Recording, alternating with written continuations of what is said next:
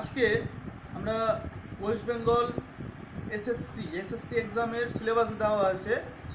West Bengal SSC এক্সামের সিলেবাসে honours PG সিলেবাসে একটা কবিতা দেওয়া আছে, একটা পোয়েম দেওয়া আছে। আমরা সেটাকে কভার করতে যাচ্ছি, ঠিক আছে। ওই জন্য আজকে শুরুতেই আমাকে বলে দিতে হলো যে আজকে আমরা কী টপিকটা নিয়েছি, তাই না? তাহলে যারা এসএসসির জন্য প্রিপারেশন করছে ওয়েস্ট বেঙ্গল বোর্ডের এসএসসি অনার্স পিজির জন্য, অনার্স পিজি সিলেবাসের মধ্যে এই কবিতাটা দেওয়া আছে। আমরা ওটাকেই কভার করতে যাচ্ছি আজকে। কবিতার নাম হচ্ছে লাভিং ইন ট্রুথ। এই লাভিং ইন ট্রুথ কবিতাটা আমরা কভার করতে যাচ্ছি। তো কবিতাটা কভার করতে যাওয়ার আগে একটা কথা বলার আছে। এই কবিতাটা লিখেছেন স্যার ফিলিপ সিডনি। তো স্যার ফিলিপ সিডনি কবিতা লিখেছেন। আমাদের এসএসসির বললাম সিলেবাসে এটা দেওয়া আছে, আজকে কভার করতে যাচ্ছি। তো কভার করতে যাওয়ার আগে কয়েকটা কথা খুব ইম্পর্টেন্ট আমাকে বলতে হবে, বলি। কবিতাটার কয়েকটা পার্টে আমরা ক্রিটিক্যাল অ্যানালাইজ করবো, ঠিক আছে। কবিতাটার কয়েকটা পার্টে আমরা ক্রিটিক্যাল অ্যানালাইজ করবো। প্রথম কাজ হবে আমাদের, মানে এই ক্লাসটার শুরুতে প্রথম কাজটা হবে অ্যাবাউট দ্য পোয়েট কিছু জানার। পোয়েট সম্পর্কে আমরা কিছু জেনে নেব, ঠিক আছে। পোয়েট সম্পর্কে আমরা কিছু আগে জেনে নেব। নেক্সট পোয়েট সম্পর্কে জেনে আমরা করব কি, যেহেতু যে কবিতাটা আমরা পড়তে যাচ্ছি এটা একটা সনেট, কী বললাম, এটা একটা সনেট। তো এই সনেট, লাভ সনেট, এই লাভ সনেটের background of the poetry, background of the sonnet আমরা একটু জেনে নেব, ঠিক আছে। তো দুটো পার্ট হলো। প্রথম পার্টে আমরা কবি সম্পর্কে জানলাম, দ্বিতীয় পার্টে আমরা এই সনেটের ব্যাকগ্রাউন্ড সম্পর্কে জেনে নেব। জেনে নিলে খুব সুবিধা হবে সনেটের ব্যাকগ্রাউন্ড সম্পর্কে। আর এটা আমাদের ক্রিটিক্যালি পড়তে হবে, এটা কোনো ছোটো ক্লাসে পড়া না। যত ক্রিটিক্যালি পড়া যাবে তত আমাদের পক্ষে ভালো, তাই তো। তাই জন্য প্রথমে আমরা আলোচনা করবো, কী বললাম, প্রথমে আলোচনা করবো আমরা অ্যাবাউট দ্য পোয়েট, তারপরে আমরা ব্যাকগ্রাউন্ড অফ দ্য সনেট আলোচনা করবো, ব্যাকগ্রাউন্ড অফ দ্য পোয়েম আলোচনা করবো, পোয়েমে আমরা টেক্সট আসবো, টেক্সটে থরলি লাইন বাই লাইন আমরা আলোচনা করবো, ঠিক আছে। টেক্সটে থরলি আমরা লাইন বাই লাইন আলোচনা করবো। এই টেক্সটে থরলি লাইন বাই লাইন আলোচনা করার পরে আমরা কবিতাটার যে স্ট্রাকচারটা অ্যানালাইজ করবো। কী রাইম স্কিম আছে এতে, হ্যাঁ, কী রাইম স্কিমের উপরে তৈরি করা হয়েছে, আমরা এই স্ট্রাকচারটা আলোচনা করবো, কবিতাটাকে শেষ করবো। তাহলে বুঝতে পারলে প্রথমে আমরা কটা পার্টের উপর দিয়ে যাবো। প্রথমে আমরা ইন্ট্রোডাকশন হিসাবে অ্যাবাউট দ্য পোয়েট জেনে নেবো, তারপর ব্যাকগ্রাউন্ড অফ দ্য পোয়েম বা ব্যাকগ্রাউন্ড অফ দ্য সনেটটা জেনে নেবো। দুটো পার্ট হয়ে গেলো। তিন নম্বর পার্টে আমরা করবো কি, পোয়েট্রিটা ভালো করে অ্যানালাইজ করবো, ঠিক আছে। আর লাস্ট পার্টে আমরা করবো কি, কবিতাটার স্ট্রাকচার অ্যানালাইজ করবো। এই চারটে পার্টে আমি ক্লাসটা করার চেষ্টা করছি। যারা দেখছো তাদেরকে একটা খুব রিকোয়েস্ট যে শেষ পর্যন্ত দেখো, খুব সিরিয়াস ক্লাস এটা। আর অসাধারণ একটা লাভ পোয়েম প্রথমে বলে রাখছি, ইংলিশ লিটারেচার এরকম লাভ পোয়েমে ভরা পড়ে আছে, অসাধারণ একটা লাভ পোয়েম। আর এর যে লাস্ট লাইনটা এতটাই পাঞ্চিং লাইন, আমি ক্লাসটা প্রিপারেশন করার সময় ভাবছিলাম কখন আমি ক্লাসটা করবো, কখন আমি ভিডিও রেকর্ডিং করবো। এত মজাদার লাস্ট লাইনটা, এতটাই ভালো পাঞ্চিং লাইন, এতটা কবিতার লাস্ট লাইনটা। তাই জন্য বলছি যে সঙ্গে থাকো সবাই, দেখো ক্লাসটাকে। আর যারা নতুন আছো তারা সাবস্ক্রাইব করে রাখবে। আর তোমাদের যদি ভালো লাগে তোমরা লাইক করো, তাহলে আমার সুবিধা হবে। কতজন আমরা অ্যাক্টিভলি ক্লাসটা করছি আমরা বুঝতে পারবো, ঠিক আছে। তাহলে আর বেশি কথা না বলে এবার করছি কি, আমরা কবিতাটার সম্পর্কে অ্যাবাউট দ্য পোয়েট, মানে কবি সম্পর্কে আগে আমরা কিছু জেনে নিই, কিছু তথ্য নিয়ে নিই। তারপর আমরা করবো কি বলেছিলাম, ওই সনেট সম্পর্কে জানবো। তারপর আমরা চলে আসবো পোয়েট্রিটাতে, ঠিক আছে। তোমরা তাহলে এবার একটু বোর্ডের দিকে দেখে নাও। বোর্ডে কিছু আমি লিখে রেখেছি, কয়েকটা ইম্পর্টেন্ট কথা। বোর্ডের দিকে দেখে নাও, ওগুলোকে স্ক্রিনশট করে নোট ডাউন করে রাখতে পারো তোমরা। তারপরে আমরা বাকি পার্টটাতে আসছি, ঠিক আছে। আচ্ছা, তাহলে আমরা দেখে নিই এবার অ্যাবাউট দ্য পোয়েট সম্পর্কে, ঠিক আছে। লাভিং ইন ট্রুথ লিখেছেন স্যার ফিলিপ সিডনি। কবি সম্পর্কে কিছু তথ্য আমাদের জানতেই হবে, হ্যাঁ। একটু না জানলে ভালো হবে না, মানে ব্যাপারটা ঠিক পূর্ণ হবে না। তাই জন্য আমি কবি সম্পর্কে কিছু কথা বলে দিই তোমাদের। বর্ন উনি জন্মেছিলেন 30 নভেম্বর 1554 তিনি জন্মেছিলেন পেনসরাস্ট কেন্ট, ইংল্যান্ডে। এই জায়গাতে তিনি জন্মেছিলেন, পেনসরাস্ট কেন্ট, ইংল্যান্ডে তিনি জন্মেছিলেন, ঠিক আছে। প্যারেন্টস দেখে নাও, তার পিতামাতা সম্পর্কে একটু জেনে নিই আমরা। তার ফাদার ছিলেন স্যার হেনরি সিডনি, আর মা ছিলেন লেডি ম্যারি ডাডলি। হ্যাঁ, তার বাবা ছিলেন স্যার হেনরি সিডনি আর মা ছিলেন লেডি মেরি ডাডলি, ঠিক আছে। এডুকেশনটা দেখে নাও, শ্রিউবেরি স্কুল ইন 1564 তিনি সিউবেরি স্কুলে তিনি ভর্তি হয়েছিলেন, লেখাপড়া করেছিলেন। তারপর তার লেখাপড়া চলেছিল ক্রাইস্ট চার্চ অক্সফোর্ডে, ক্রাইস্ট চার্চ অক্সফোর্ডে তারপর লেখাপড়া চলেছিল। ঠিক আছে, তাহলে এডুকেশনটা আমরা পেয়ে গেলাম, বর্ন পেলাম, প্যারেন্টস পেলাম, এডুকেশন পেলাম। এবার দেখো লিটারেরি ওয়ার্কস, খুব ইম্পর্টেন্ট। দেখো এই লিটারেরি ওয়ার্কসগুলো, এই যে অ্যাস্ট্রোফেল অ্যান্ড স্টেলা, এই অ্যাস্ট্রোফেল আর স্টেলা থেকেই আমাদের আজকের এই লাভিং ইন ট্রুথটা কিন্তু পড়তে হবে। এই অ্যাস্ট্রোফেল আর স্টেলা একটা সিরিজ, সনেটের সিরিজ, 108টা সনেটের সিরিজ এটা। এই সনেটের সিরিজ থেকে আমরা এই ফার্স্ট কবিতাটা আজকে পড়বো আমরা, লাভিং ইন ট্রুথ। ঠিক আছে, ওপেনিং পোয়েম। দেখো দ্য ডিফেন্স অফ পোয়েট্রি, এটা একটা তার বই আছে। Astrophel and Stella, the defence of poetry, the countess of Pembroke's Arcadia, the countess of Pembroke's Arcadia. ঠিক আছে, দ্য লেডি অফ মে। তো এইগুলো সমস্ত তার কবিতা সংকলন গ্রন্থ। ঠিক আছে, আমরা এই সম্পর্কে পেলাম। এবার দেখে নাও এর সম্পর্কে, মানে আমাদের এই যে স্যার ফিলিপ সিডনি সম্পর্কে আর বেশ কিছু ইম্পর্টেন্ট কথা। হ্যাঁ, এই পর দিকে তাকাও।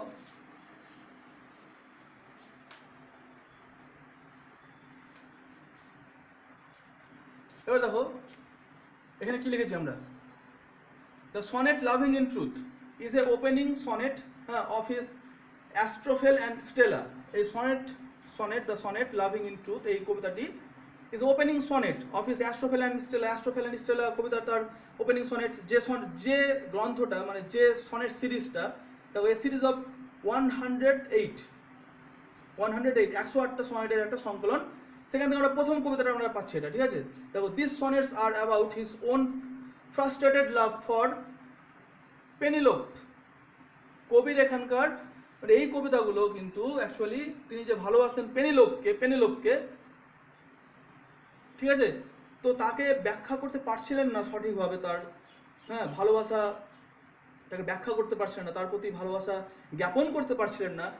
এই সেন্সের উপরে, এই টপিকের উপরে তিনি এই কবিতাগুলো লিখেছিলেন। দেখো, তো এই পেনিলোপ কে ছিলেন? The daughter of Earl of Essex.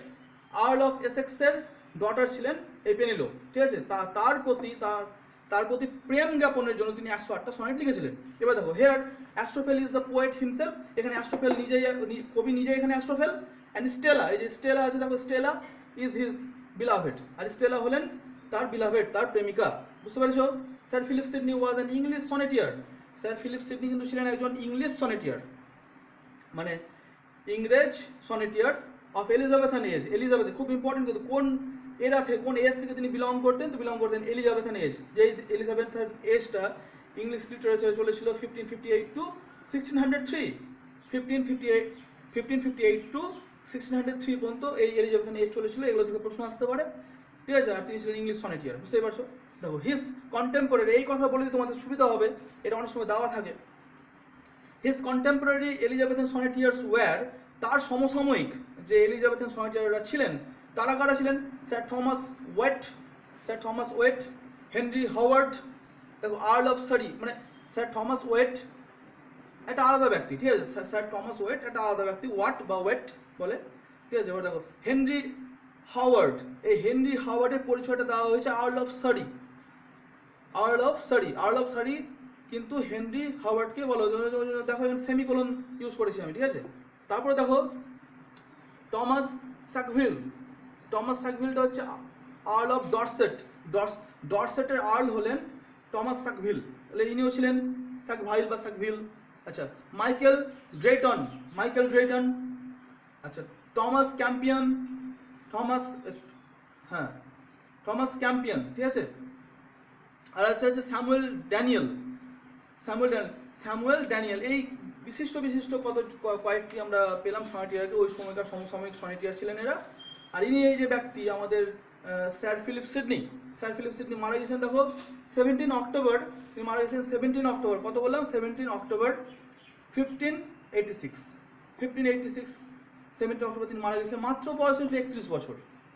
বুঝতে পারছো? তাহলে 31 বছর বয়সে তিনি কি কাজ করে গেছেন, বিশেষ করে সাহিত্যে কি অবদান রেখে গেছেন। 31 বছর বয়সে তিনি মারা গেছিলেন জুটফেন, নেদারল্যান্ডসে তিনি মারা গেছেন। ঠিক হলো, তাহলে এই কি পেলাম? তাহলে আমরা কবি পরিচিতিটা পেলাম। অ্যাবাউট দ্য পোয়েট সম্পর্কে আমার যেটুকুটা জানা দরকার ছিল এই ক্লাসের জন্য, সেটা আমরা জেনে শেষ করলাম। ঠিক আছে, এবার আমরা জানবো কি বলতো, ব্যাকগ্রাউন্ড অফ দ্য সনেট বা ব্যাকগ্রাউন্ড অফ দ্য পোয়েট, ওটাও একটু ছোট্ট মতো করে আমরা জেনে নেবো। জেনে নেওয়ার পরে আমরা কবিতাটাতে এসে খুব সুন্দরভাবে কবিতাটাকে আমরা জানতে পারবো। ঠিক আছে, এবার তোমরা ওই ব্যাকগ্রাউন্ড অফ দ্য সনেট বা ব্যাকগ্রাউন্ড অফ দ্য মানে পোয়েমটা দেখে নাও ভালো করে। আচ্ছা, এবার আমরা দেখে নিই যে ব্যাকগ্রাউন্ড অফ দ্য সনেট বা পোয়েমটা। হ্যাঁ, সনেটের ব্যাকগ্রাউন্ডে বেশ কিছু কথা বলার আছে, বা এই কবিতাটার ব্যাকগ্রাউন্ড হিসাবে আমি কিছু কথা বলতে চাইছি। ওটা দেখে নাও ভালো করে। দ্য টার্ম সনেট, তো পয়েন্ট আকারে আমি লিখে দিয়েছি, দেখো একটু সুবিধা হবে। The term sonnet has come from the Italian sonetto. হ্যাঁ, অনেকেরই হয়তো জানা আছে, তাও আবার জেনে নেওয়া ভালো। ইটালিয়ান ওয়ার্ড এটা সনেট্টো থেকে এটা নেওয়া হয়েছে, সনেট এসেছে। সনেট ফর্মটা বা সনেট কথাটা ইটালিয়ান সনেট্টো ওয়ার্ড থেকে এসেছে। ঠিক আছে, শোনো এটা সাউন্ড। ঠিক আছে, শোনো কথাটার অর্থ হলো সাউন্ড বা এ সং। তার মানে বলতে পারি যে সনেটগুলো সব গীতি কবিতা, একটা লিরিক টাইপের কবিতা। ঠিক আছে, আর সং এখান থেকে আমাদের পেয়েছি আমরা সনেট্টো থেকে আমাদের সনেট এসেছে। ঠিক আছে, দেখো ইট অরিজিনেটেড ইন ইটালিতে এটা হয়েছিল।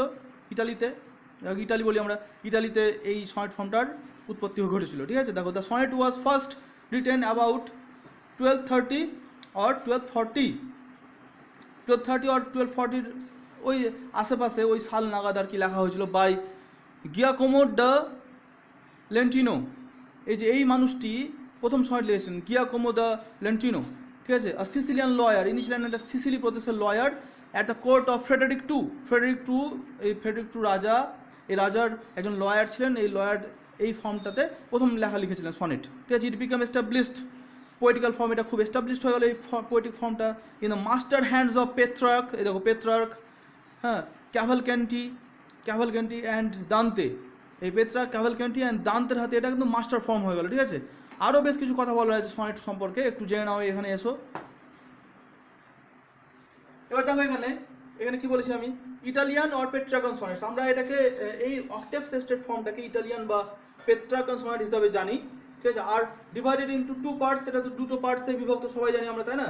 অক্টেভ অর পিএডি, অক্টেভকে পিএডি বলা হয়, অক্টেভ অর পিএডি, এটা 8 লাইন্সের। আর সেস্টেট অর ভোল্টা, সেস্টেট কিংবা ভোল্টা এটা ছিল 6 লাইন্সের। এই 8, 6, 14টা লাইনের কবিতাকে বলা হয় চতুর্দশপদী কবিতা বা সনেট।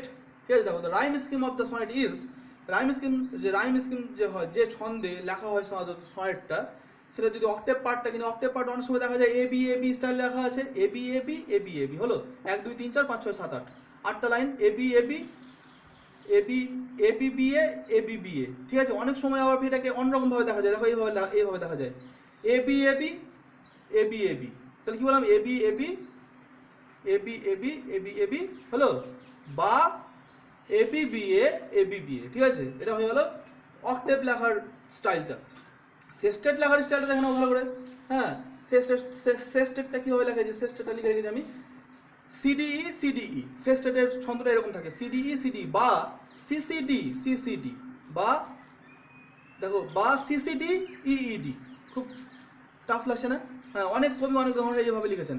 কেউ লিখেছেন সিডিই ফর্মে, কেউ লিখেছেন সিসিডি, বা কেউ লিখেছেন সিসিডিইডি, বা সিডিই বা সিডি।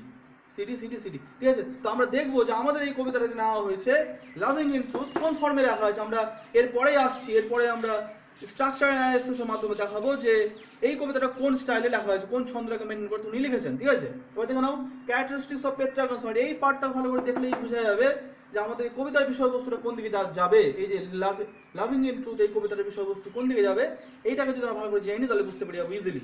তো দেখো, অক্টেভ ডিলস উইথ অবজারভেশন। সাধারণত এই পেট্রার্কান সনেট বা ইটালিয়ান সনেটের যে বৈশিষ্ট্য দেখে নাও, অক্টেভ ডিল করে কি অবজারভেশনের সঙ্গে, মানে অক্টেভে কবির অবজারভেশনটা বোঝা যায় বা স্টেটমেন্ট দেয় কবি। ঠিক আছে, পোয়েট। ঠিক আছে, অ্যান্ড সেস্টেট ডিলস করে কি উইথ কনক্লুশন। সেস্টেট কনক্লুশনের সঙ্গে ডিল করে। কনক্লুশন মানে বুঝতে পারছো, হ্যাঁ, কনক্লুড করা। কাউন্টার স্টেটমেন্টের কাউন্টার স্টেটমেন্ট এখানে দেখা যায়। তাহলে অক্টেভ কি নিয়ে ডিল করলো আর সেস্টেট কি নিয়ে ডিল করলো, পেয়ে গেলাম।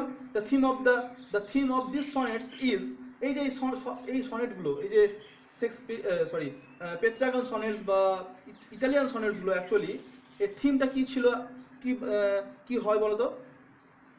এই ধরনের সনেটের থিমগুলো হয় লাভ, ভালোবাসা। এই ধরনের সনেটগুলোর থিম হয় লাভ, মানে ভালোবাসা, অ্যান্ড ইটস ভ্যালিড মুডস, এই ভালোবাসা নানা রকম মুডগুলো নিয়ে এই কবিতাগুলো লেখা হতো। এই সনেটগুলোর বিষয়বস্তু ছিল ভালোবাসা এবং ভালোবাসা সম্পর্কিত বিভিন্ন মুডগুলো, হ্যাঁ, বিভিন্ন ধরন, বিভিন্ন মনের যে অবস্থা, এই অবস্থা নিয়েই লেখা হতো ভালোবাসা এবং তার বিভিন্ন মনের অবস্থাগুলো নিয়ে, ঠিক আছে। দ্য সনেট লেডি, এই সনেট লেডি মানে সনেটগুলো উদ্দেশ্য করে লেখাই হতো লেডিকে, মানে বিলাভেটকে উদ্দেশ্য করে সনেট লেখা হতো, বুঝতে পারছো? তাহলে সেই সময়কার কবিরা বিলাভেটকে কতটা মানে মান দেওয়ার জন্য, কতটা সম্মান দেওয়ার জন্য বা কতটা গুরুত্ব দেওয়ার জন্য সনেট ফর্মে লিখে দিলেন।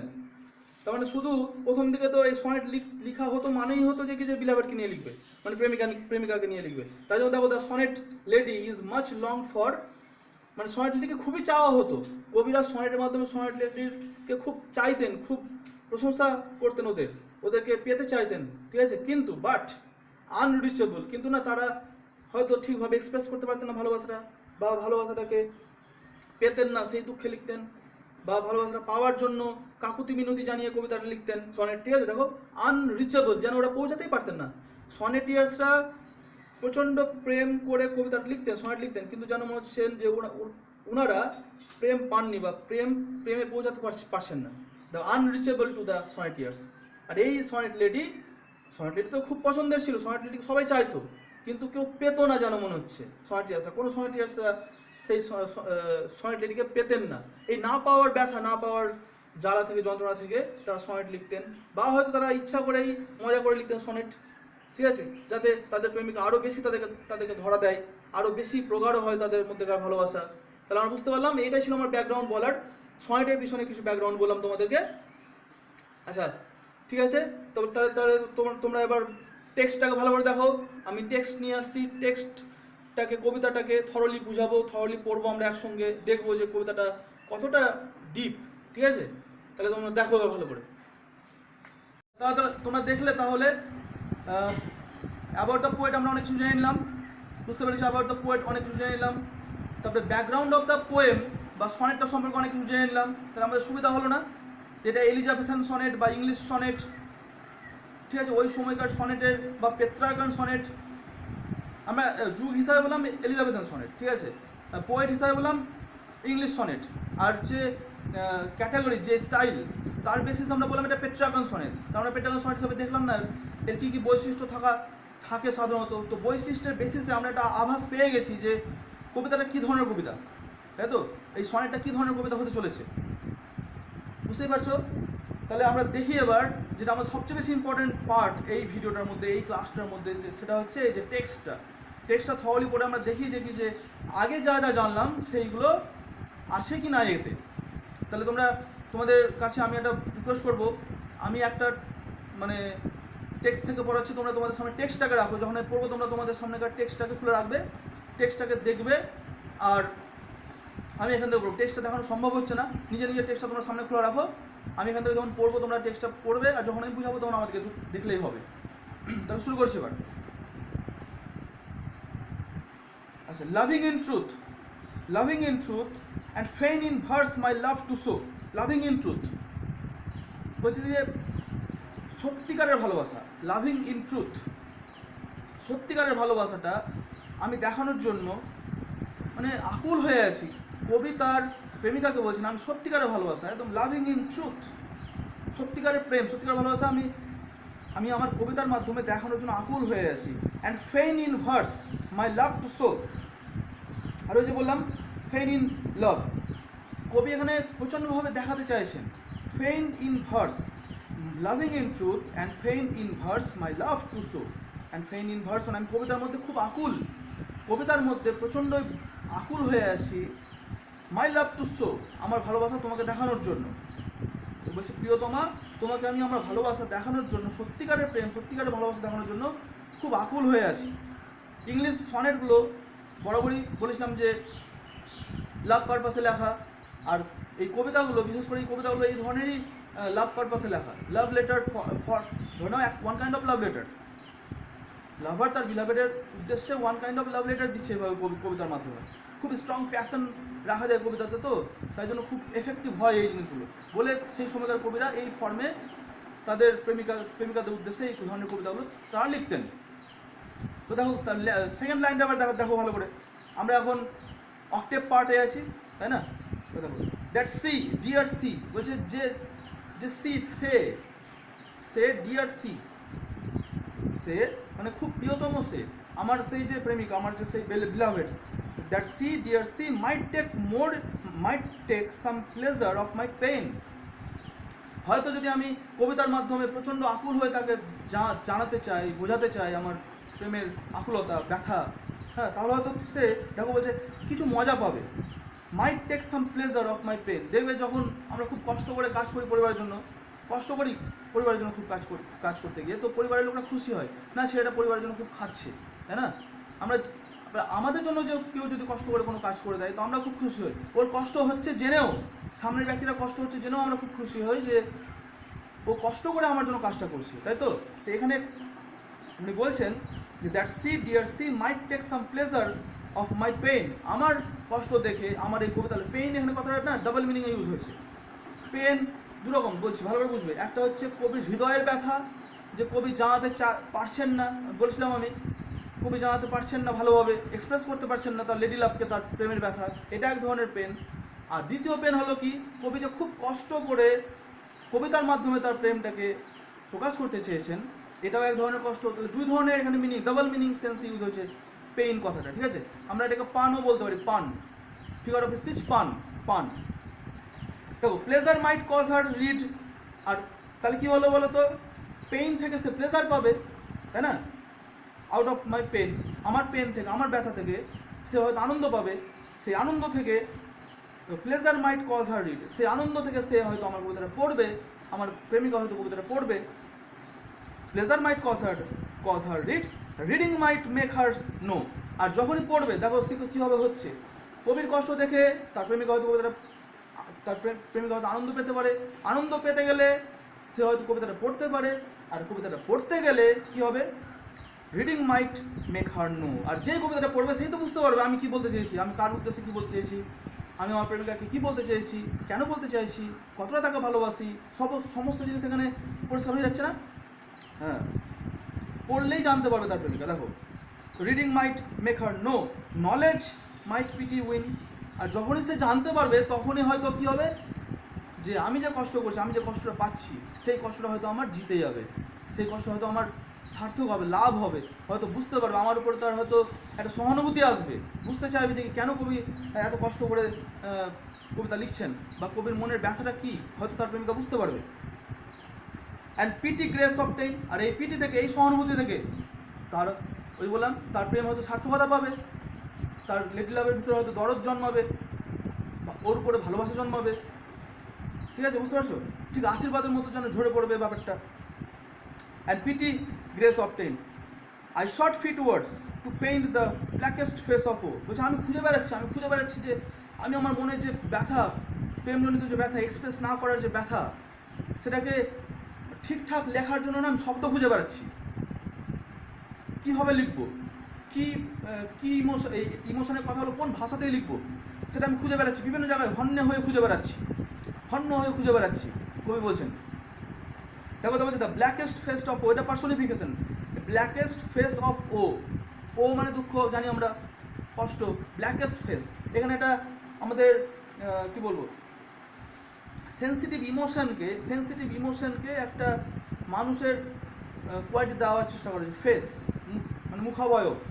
তো আমরা জানতাম যে পার্সোনিফিকেশন এরকম হয়, জড় পদার্থকে বা কোনো একটা ইমোশনকে যদি মানে মানুষের রূপ গুণ বা ক্যারেক্টারিস্টিক দেওয়া হয়, তাহলে সেটা পার্সোনিফিকেশন, এখানেও তাই করা হয়েছে। দেখো ব্ল্যাকেস্ট ফেস অফ ও, স্টার্টিং ইনভেনশনস ফাইন, আর আমি স্টার্টিং করেই যাচ্ছি, সবার বিভিন্ন, আমার থেকে আগে যারা এসেছেন যেসব কবি, যেসব রাইটার, তাদের লেখা আমি স্টাডি করে যাচ্ছি, কী ভাষাতে আমি আমার প্রেমিকাকে জানাবো আমার মনের ব্যথা, মনের কষ্ট, আমি পড়ে যাচ্ছি, নানা রকম পড়ে যাচ্ছি। ভালো কবিতা লিখতে গেলে অনেক পড়তে হয়, তাই না? ভালো কিছু লিখতে গেলে আগে ভালো রিডার হতে হয়, ভালো রাইটার হওয়ার আগে ভালো রিডার হতে হয়। কবি এখানে এই জিনিসটা বোঝাতে চাইছেন। স্টার্টিং ইনভেনশনস ফাইন, আমি ইনভেনশন করতে চাইছি শব্দগুলো, কী স্টাইলে লিখবো, কী ব্যথাতে লিখবো, মানে কী ভাষায় লিখবো যে আমার প্রেমিকা আমার মনের ইচ্ছাটা বুঝতে পারবে। Inventions fine, her wits to entertain, আর কীভাবে লিখবো যে তার উইটস, তাকে এন্টারটেইন করা যায়, তার বুদ্ধিগুলোকে, তার মনের ইচ্ছাকে এন্টারটেইন করতে পারি, আমি আমার প্রেমিকাকে, বিলাভেডকে মজা দিতে পারি, বুঝাতে পারি যে আমি তোমাকে কতটা ভালোবাসি। তাই জন্য আমি খুব পড়ছি, খুঁজছি, আবিষ্কার করার চেষ্টা করছি যে কি উপায়ে, কি ওয়েতে আমি কবিতাটা তার কাছে পৌঁছে দেবো।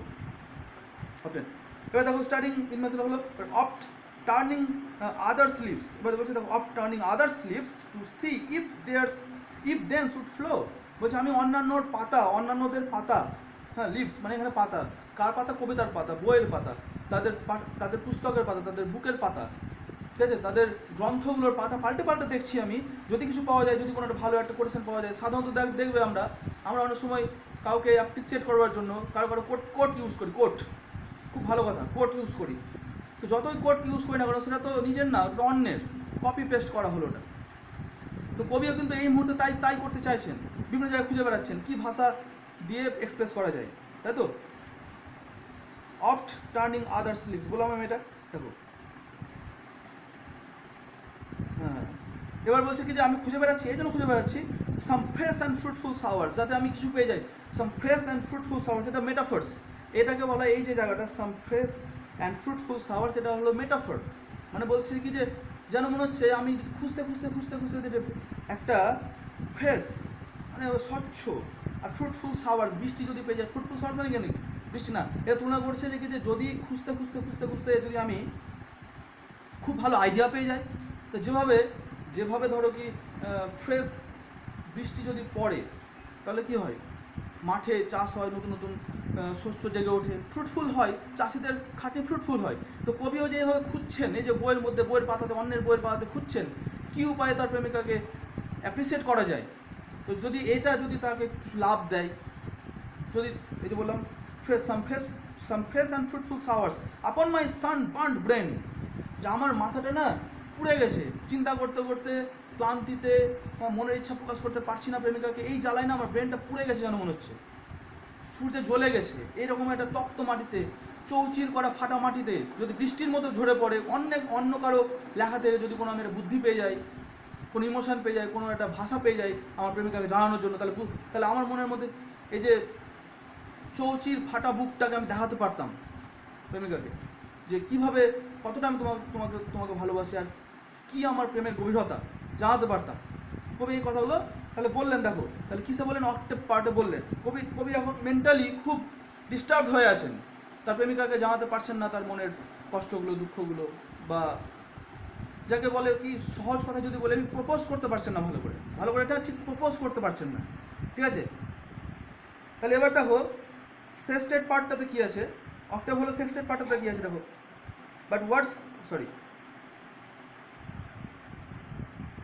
হ্যাঁ ঠিক আছে, but words came halting fourth, কিন্তু না শব্দগুলো হোঁচট খেতে আসছে, আমি ঠিক পেয়ে উঠছি না, আমি সেই ভাষা যেটা খুঁজছি সেটা পেয়ে উঠছি না। But words came halting fourth wanting invention stay, বলছে কি যে এমনভাবে আসছে যেন হচ্ছে ইনভেনশনের সাপোর্ট চাই। কবি যেন বলছে কি যে যেন এমনভাবে শব্দগুলো আসছে হোঁচট খেতে ঠিক ফ্লুয়েন্ট আসছে না।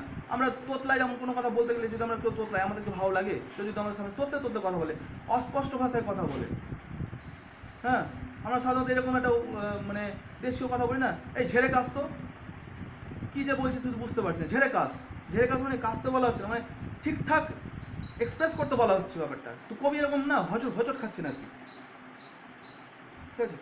এ দেখো ওয়ান্টিং ইনভেনশন স্টে, বলছে কি যে না এবার ইনভেনশনের একটা সাপোর্ট চাই আমার, স্টে মানে সাপোর্ট, এখানে ইনভেনশন কিছু আবিষ্কার করতে হবে, সাপোর্ট চাই, ঠিক আছে। নেচার্স চাইল্ড, হ্যাঁ নেচার্স চাইল্ড, মানে এখানে নেচার্স চাইল্ড হচ্ছে কি প্রকৃতির সন্তান এখানে অ্যাকচুয়ালি ওটা না, এখানে নেচার্স চাইল্ড মানে হচ্ছে কবি বলতে চেয়েছেন যে স্পন্টেনিয়াস একটা ওভারফ্লো চাই, একটা সত্যিকারের নিজস্ব কিছু শব্দ চাই, নেচার্স চাইল্ড, ইমাজিনেশন চাই, নেচার্স চাইল্ড এনে বলো, nature's child's fled step dame studies blows, আর যেন মনে হচ্ছে যে ঠিক কেমন হচ্ছে ফ্লেড স্টেপ ডেম, এ দেখো fled step dame studies blows, যদি ধরো কি কারো লেখা এখানে ভালো বুঝবে, এই জায়গাটা খুব কঠিন কিন্তু, এই কবিতাটার সবথেকে টাফ লাইন কিন্তু এটা, এখানে বলতে চাইছে নেচার্স চাইল্ড যে ব্যাপারটা, এটা কিন্তু অ্যাকচুয়ালি কবি বোঝাতে চাইছেন সত্যিকারের নিজস্ব প্রতিভা, এই নিজস্ব প্রতিভাগুলো যেন পালিয়ে যাচ্ছে। কীভাবে পালাচ্ছে জানো, যেমন ধরো এই সৎ মা হলে আমরা সৎ মা বলি, সৎ মা যতই মা হোক ও বাচ্চাটাই কি নিজের সন্তানের মতো মানুষ করতে পারবে? দূরত্ব থেকে যায় না? তো আমরা যদি কাউকে অ্যাপ্রিসিয়েট করার জন্য কারো কাছ থেকে ধার নিয়ে কবিতা লিখি, কোথাও থেকে ধার নিয়ে কোটেশন লিখলাম, কোথাও থেকে ধার নিয়ে মনের কথা মানে ব্যক্ত করলাম, ঠিক আছে, তাহলে কিন্তু সেটা নিজের হলোই না, ইমোশনটাও ধার করা হলো, অন্যের হয়ে গেলো। ওটা কতদিন লাস্টিং করবে? কবি নিজের মনের কথা নিজে ঠিকঠাক বলতে পারছেন না, তাই জন্য বলছে দেখো যে nature child flat step dame study's blows, অন্যের লেখা পড়ে পড়ে, অন্যের লেখা কপি করে করে, সেটা সৎ মায়ের মতো হয়ে গেল। সেই অন্যের ইমোশনকে ধার করে করে নিয়ে নিজের ইমোশনের সঙ্গে নিজের ইমোশনকে না মিলে কবি কীভাবে তার প্রেমিকাকে লিখবেন? কীভাবে লিখতে পারেন? অন্যের হ্যান্ড রাইটিং সুন্দর আছে, আমরা লাভ লেটার লিখে নিলাম, অন্য কেউ ভালো কথা বলতে পারে, লাভ লেটার লিখে নিলাম, ওটা অন্য কেউ পড়লো, তোমার মনের ইচ্ছা কি প্রকাশ পেলো ওখানে? তুমি ভাঙাচোরা হাতে লেখায় লেখো, তুমি বানান ভুল করে লেখো, তুমি যা খুশি তাই লেখো, ওটা তোমার নিজস্ব। কিন্তু অন্যের দ্বারা লেখে নিলাম, ও তো আমরা ঠিক মজাটা পেয়ে উঠি না, তাই তো? কবিও এখানে এই কথাটা বলছেন। তাহলে কবি কী করবেন এবার দেখো, and others fit still seemed but strangers in my way, বলছে আদার্স ফিট, বলছে অন্যের, এটা এই যে দেখো ফিট কথাটা FEET ফিট, এটা পান, কিন্তু পান যে অন্যের পা, যদি ফিট মানে তো পা ধরি, ফুটের তোমার ফুট থেকে ফিট, তাই না, ফুট থেকে ফিট, তো পা, অন্যের পাগুলো যেন মনে হচ্ছে আমার, দেখো কী বলেছে, and others fit still seemed but strangers in my way, আমার রাস্তাতে অন্যদের পা যেন মনে হচ্ছে স্ট্রেঞ্জার্স, অপরিচিত মনে হচ্ছে। তো আমার রাস্তায় কবিতাটা কিন্তু এটা উপরের মানে বললাম আমি, লাইনটা উপরের মানে, ভিতরের মানেটা কি? ভিতরের মানেটা হলো যে অন্যের ফিট, এই ফিটটা মনে হচ্ছে আমরা পড়েছিলাম প্রসোডিতে ফিট পড়েছো তো, ফিট, এই ফিট মানে এটা বলা হচ্ছে, ফিট বলতে বোঝাচ্ছে কবিতা, অন্যজনের কবিতার লাইনগুলো, তো অন্যজনের কবিতার লাইনগুলো তো আমার লেটারে বা আমার কবিতাতে স্ট্রেঞ্জার মনে হচ্ছে, কী করে আমি ওগুলো কপি করবো, কী করে কপি করতে পারি?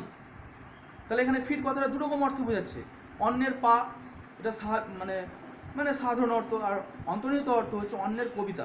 ফিট কথাটা পান, কী বললাম, ফিট কথাটা পান, উপরের অর্থ পা, আর ভিতরের অর্থ কিন্তু হলো কবিতার ছত্র, কবিতার পংক্তি। তো এই কবিতার পংক্তি, অন্যদের কবিতার পংক্তি আমার রাস্তাতে যেন মনে হচ্ছে অপরিচিত বলে মনে হচ্ছে, আমার লেখাতে যেন অপরিচিত মনে হচ্ছে, বুঝা গেল? তাহলে দেখো thus great with child to speak, তাহলে কবি এবার কী সিদ্ধান্ত নিলেন না, ওই চাইল্ডকে দিয়ে কথা বলাবেন, মানে নিজের যে নিজস্বতা আছে, তার যে নিজের নিজস্বতা আছে, হ্যাঁ, নিজের যে অরিজিনালিটিটা আছে, অরিজিনালিটির উপরে তিনি কথা বলবেন। এবার যা পারবেন তা দিয়েই তার প্রেমিকার সঙ্গে কথা বলতে চাইবেন বা চাইছেন। তাহলে কী হচ্ছে দেখো, thus great with child to speak, আর এইভাবে আমি চাইলাম যে ওই শিশুটাই কথা বলুক, তার মানে তার নিজস্বতা কথা বলুক, ঠিক আছে, and helpless in my throes, জানো ওই যে বললাম শিশু বলছে তো এখানে অপরিপক্ক, কবি নিজেকে অপরিপক্ক বলছেন।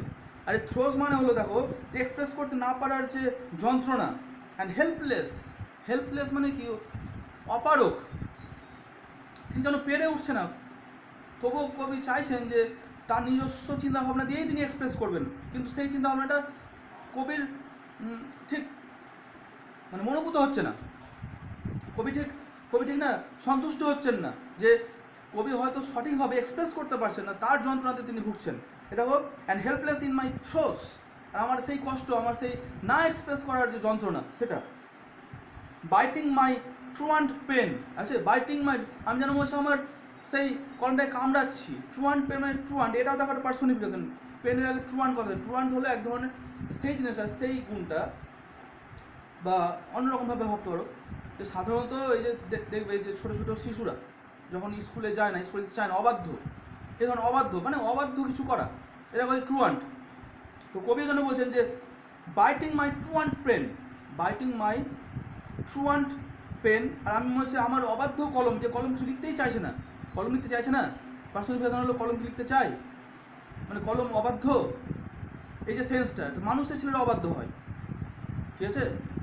তো অবাধ্য কলম মানে বলতে চাইছেন কবি এখানে যে ওই কলম দিয়ে কবি নিজে যেটা বলতে চাইছেন সেটা বলতে পারছেন না, তার যে না পারার ব্যথাটা, যন্ত্রণাটা, কলমটা তার ফ্লুয়েন্ট না, আটকে যাচ্ছে। যেন বলছে আমরা যেমন পরীক্ষার সময় কিছু না পারলে কলম চিপিয়ে উত্তর ভাবার চেষ্টা করি, কলম চলছে না, স্যাররা এসে বলেন কী তোর কলম চলছে না, কী হলো? তাহলে বলতে চাইছেন যে কিন্তু তুই লিখতে পারছিস না, বসে আছিস কেন চুপচাপ, ওই জিনিসটা দেখো। Biting my true pen, beating myself for spite. আর বিটিং মাই সেলফ যেন মনে হচ্ছে আমি নিজেকে যেন আমি নিজের কলম কামড়ে কামড়ে, আমরা এরকম করি না, কলম কামড়াচ্ছি আর এরকম মাথায় মারছি, ইস মনেই পড়ছে না রে, ভাবি না এরকম করি না আমরা, কলম কামড়া এরপর অনেক সময় মনে করি মাথাতে নিজে আঘাত দিয়ে দিয়ে মনে করি যে মনেই পড়ছে না, কি ভুলে গেলাম, ভুলে গেলাম কেন ভুলে গেলাম, এখনই ভুলবার ছিল, একটু আগে তো মনে ছিল, এরকম করি না আমরা। তো কবি এরকম পারছেন না ব্যক্ত করতে, যেরকমভাবে চাইছেন তার প্রেমিকা সেরকম ব্যক্ত করতে পারছেন না। বিটিং মাইসেলফ ফর স্পাইট, এই যে স্পাইট মানে হচ্ছে এখানে ইল অ্যাঙ্গার, মানে হলো তোমার ইল উইল, মানে ইল অ্যাঙ্গার, মানে এরকম বলতে পারো অ্যাঙ্গার, রাগে সে তার মাথা ঠকছে, হ্যাঁ নিজেকে যেন ঠুকছে, কলম কামড়াতে কামড়াতে সে যেন নিজেকে আঘাত দিচ্ছে, এরকম একটা ব্যাপার। এবার ঠিক এইরকম একটা কন্ডিশনে দেখো আমরা শেষটাতে কী পেলাম, কবির কী চাহিদা সেটা পেলাম, না সরি অক্টেভে কী পেলাম আমরা, কবির যেটা চাহিদা সেটা আমরা পেলাম, শেষটাতে কী পেলাম, কবি পারছেন না সেই চাহিদাটা পূর্ণ করতে। অক্টেভে পেলাম প্রেমিকাকে বুঝাতে চাইছেন, বুঝাতে পারছেন না, বুঝাতে চাইছেন এই ব্যাপারটা, আর শেষটাতে দেখলাম আমরা তিনি ব্যর্থ, পারছেন না, তার মনের সঙ্গে তিনি ঠিক তাল মিলিয়ে পারছেন না। কিন্তু ঠিক এইরকম কন্ডিশনে, এরকম সময়ে আর ঠিক এরকম পরিস্থিতিতে দেখো একটা কী লাস্ট লাইনটা খুব পাঞ্চিং বলেছিলাম না আমি প্রথমে, লাস্ট লাইনটার জন্য কবিতাটা পুরোপুরি পাল্টে যাবে, আর এতটা প্রিয় হয়ে যাবে সবার, আমার তো প্রচণ্ড প্রিয় লেগেছে এটা। আমি যখনই তৈরি করলাম এটাকে ক্লাসটা করার জন্য, হচ্ছে কখন আমি রেকর্ডিং করবো আর কখন তোমাদের কাছে সামনে দিব লাস্ট লাইনটা, তো লাস্ট লাইন ভালো করে দেখবে কিন্তু, হ্যাঁ। তো কেউ যেন একটা বলছে মনে হচ্ছে কোথাও থেকে, ঠিক কবিতাটার অক্টেভ পার্ট শেষ হয়ে গেছে, শেষ স্টেটও শেষ হয়ে গেছে, কিন্তু মনে হচ্ছে লাস্ট লাইনটা শেষ স্টেটের পার্টই না মনে হচ্ছে, এখানে মনে হচ্ছে যে অন্য একটা জায়গা, অন্য একটা কোনো একটা লাইন ঢুকে গেছে আলাদাভাবে, আলাদাই কোনো সত্তা আছে, পুরো কবিতার কনক্লুশন দিয়ে দিচ্ছে লাস্ট লাইনে। সাসপেন্স হচ্ছে না, দেখো ভালো করে লাস্ট লাইনটা কী আছে। ফুল, কেউ যেন একটা বলছে, কবিকে কেউ বলছে এই বোকা কোথাকার, ফুল বোকা কোথাকার, shed my muse to me, আমার মিউজ আমাকে বললো, এই মিউজ হচ্ছে গ্রিক দেবী, ঠিক আছে, যারা নাকি বলে কবিতা গান আর্ট এগুলোর দেবী, যেরকম আমরা আমাদের দেশে সরস্বতী মাকে বা সরস্বতী দেবীকে বিদ্যার দেবী বলে থাকি, হ্যাঁ, গানের নৃত্যের দেবী বলে থাকি, কৃষ্টি কলার দেবী বলে থাকি, তাই না? ঠিক ওইভাবে ওদের দেশে মানে গ্রিক মিথোলজি অনুযায়ী এই মিউজটা হলো এমন একজন দেবী যিনি হচ্ছে বিদ্যা, কবিতা, গান এগুলোর দেবী।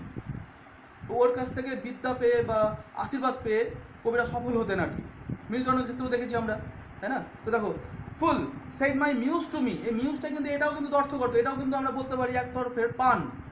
কেন? কোনো মিউজ কিন্তু কাউকে এসে বলে না, তার বিবেক বলে, হ্যাঁ, তার মনের মধ্যে কনসাসনেসটা বলে। একটা কবিকে কেউ কোনো মিউজ এসে কেউ বলে না, সত্যি করে বলে না, কিন্তু তার বিবেক, তার চৈতন্য, তার ইনার কনসেন্স তাকে কিন্তু একটা জিনিস পাইয়ে দেয়, বলে দেয় হঠাৎ করে বিবেক। তাহলে এখানে মিউজ কথাটা কিন্তু দুরকম মানে আছে।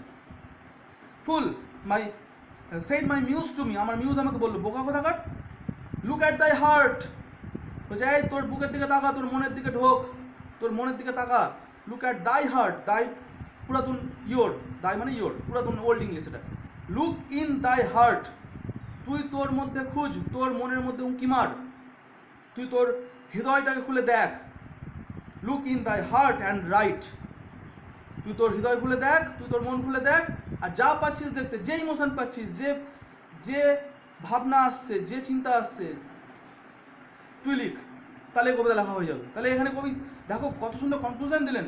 আমরা কিছু লিখবার জন্য সবার অন্যের কাছে কিছু ধার নিই, এটা নিয়ে ওটা নিয়ে, একটা ভাষা লিখতে দিব ধার নিই, কপি পেস্ট করি, শুধু নকল করি, মনের কথা ঠিক মনে ব্যক্তও করতে পারে না, অন্যকে দিয়ে লাভ লেটার লেখায়, অন্যকে দিয়ে কবিতা লেখায়, কিন্তু করবে প্রেম নিজে, কিন্তু অন্যকে খাটাবে। কিন্তু কবি এখানে, কবির যেন বিবেক তাকে বলল মিউজের মধ্যে দিয়ে, মিউজ রূপী বিবেক তাকে বললো যে এই তুই তোর বুকের দিকে দেখ, তুই তোর মনের দিকে দেখ, তুই তোর ভিতরের তাকা, তোর অন্তরে কী অনুভূতি আছে, আর যা পাচ্ছিস তাই লিখ, তাহলে কবিতা হয়ে যাবে। ওটাই অরিজিনালিটি, এটাই হলো অরিজিনালিটি। তা দেখলে লাস্ট লাইনটা কত ভালো, যে লুক ইন দাই হার্ট অ্যান্ড রাইট। তা আমরাও যদি আমাদের মনের ভিতরে ঢুকি, প্রবেশ করে দেখি যে আমাদের অন্তর কী বলছে, অবশ্যই কিন্তু সদর্থক কথা বলতে হবে। আমার মন যদি বলে কি যে চুরি কর, নোংরা কাজ কর, খারাপ কাজ কর, মিথ্যা কথা বল, তাই করবো নাকি? সেটা না, বিবেক দিয়ে ওটাকে মেপে নিতে হবে, যেটা পজিটিভ কথা মন বলবে সেই অনুযায়ী কাজ করতে হবে আমাদেরকে। তাহলে এই লাস্ট লাইনটা অসাধারণ একটা লাস্ট লাইন, হ্যাঁ, আশা করি তোমাদের পুরোটা কবিতার ক্রিটিক্যাল অ্যাপ্রিসিয়েশনটা ভালো লাগলো। আমরা এখানেই কবিতাকে শেষ করছি। এর পরের পার্টে আমরা দেখে নেব কবিতাটার স্ট্রাকচার অ্যানালাইসিস, ঠিক আছে? স্ট্রাকচারটা আমরা অ্যানালাইজ করে দেখবো, ঠিক আছে? তোমরা তাহলে আবার তোমরা একটু বোর্ডের দিকে তাকাও আর কবিতাটার স্ট্রাকচার অ্যানালাইসিস দেখার জন্য, ঠিক আছে? এবার দেখে নিচ্ছি রাইম স্কিমটা। হ্যাঁ, রাইম স্কিমটা দেখার জন্য দেখো আমি এখানে একটা কিছু এইভাবে লিখে রেখেছি তোমাদের সামনে। সবগুলো কবিতার লাইন আমি নিলাম না, ঠিক আছে? সবগুলো লাইন নিলাম না, প্রত্যেকটা লাইনের আমি শেষ ওয়ার্ডটা করে নিয়েছি। বুঝতে পারছো? ধরো এটা পুরোটা কবিতা, এই পুরো কবিতার শেষ ওয়ার্ডটা নিয়েছি, দেখে নাও, ঠিক আছে? তাহলে আমরা রাইম স্কিম করবো এইভাবেই। ভালো করে দেখো, প্রথম লাইনের শেষ ওয়ার্ডটা আছে সো, দ্বিতীয় লাইনের শেষ ওয়ার্ডটা পেইন, তারপরে তৃতীয় লাইনের শেষ ওয়ার্ডটা আছে নো, আর চতুর্থ লাইনের শেষ ওয়ার্ডটা আছে অবটেইন। তাহলে আমরা এখানে শো এর সঙ্গে উচ্চারণের মিল খুঁজবো। আমরা শো এর সঙ্গে শোকে যদি আমরা এ ধরি আর পেনকে যদি বি ধরি, তো শো এর মতো উচ্চারণ কোথায় পেলাম গিয়ে নোতে। এই শো আর নো হয়ে গেল এটা একটা। আর পেনের মতো উচ্চারণ কোথায় পেলাম? Pain obtain. তাহলে এই জোড়া, তাহলে পেয়ে গেলাম আমরা। ঠিক একইভাবে দেখো ও আছে, ও এর সঙ্গে মিলছে ফ্লো, ও এর সঙ্গে ফ্লো মিললো। আচ্ছা, এবার এন্টারটেইন আছে, এন্টারটেইনের সঙ্গে মিলছে ব্রেইন। তাহলে হলো। তাহলে আমরা এখানে কী পেলাম? এই অক্টেভের আমরা রাইম স্কিমটা কী পেলাম? এ বি লিখতে পারি আমরা, A B comma A B, তাই তো? এ বি, ঠিক আছে? আর শেষ স্টেটেরটা দেখো না ভালো করে। তাহলে শেষে ওয়ার্ডটা গেছি স্টের সঙ্গে দেখো, স্টের পরে আর তারপরের লাইনে শেষ ওয়ার্ডটা হচ্ছে ব্লোজ। স্টের সঙ্গে ব্লোজ তো মিলছে না, তো আমরা স্টেটাকে সি দিলাম আর ব্লোজটাকে আমরা ডি ধরলাম, ঠিক আছে? দেখো, তাহলে স্টের সঙ্গে মিলছে কোনটা?